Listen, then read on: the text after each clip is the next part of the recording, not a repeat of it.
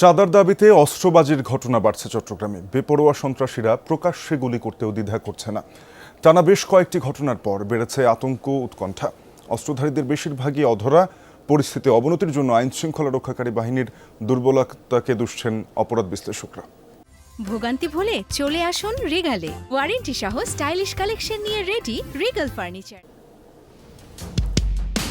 চাঁদার দাবিতে গত ২০ জুন চট্টগ্রামে কালুরঘাট ভারী শিল্প এলাকায় ইউনেস্কো নামে এক পোশাক কারখানার সামনে অস্ত্র হাতে দেখা যায় বেশ কয়েকজনকে। প্রকাশ্যে গুলিও করে তারা। এরপর থেকে শিল্পাঞ্চলটিতে বিরাজ করছে চাপা আতঙ্ক ও উৎকণ্ঠা। প্রতিষ্ঠানটির কেউ এ নিয়ে মন্তব্য করতে নারাজ। ভয়ে মুখ খুলছেন না অন্যরাও।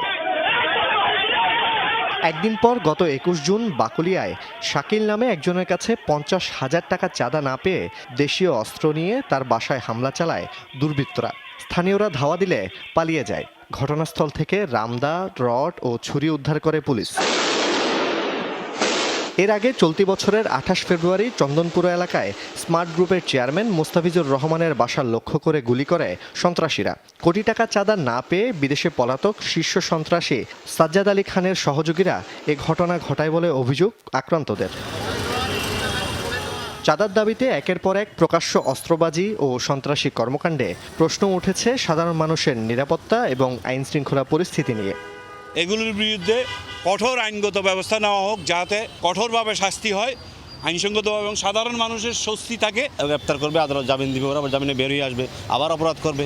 এভাবে সাধারণ মানুষ এগুলো চায় না। সাধারণ মানুষ শান্তি চায়। আমরা যদি এই নিরাপত্তা না পাই, তার আমরা বাংলাদেশে থাকি লাভ করি। আশা করব ল অ্যান্ড অর্ডার উন্নতি হবে এবং এটা কমনে কিন্তু ডে বাই ডে ডিক্রিজিং হচ্ছে। এটা উন্নতির কোনো লক্ষণ দেখতেছি না আমরা।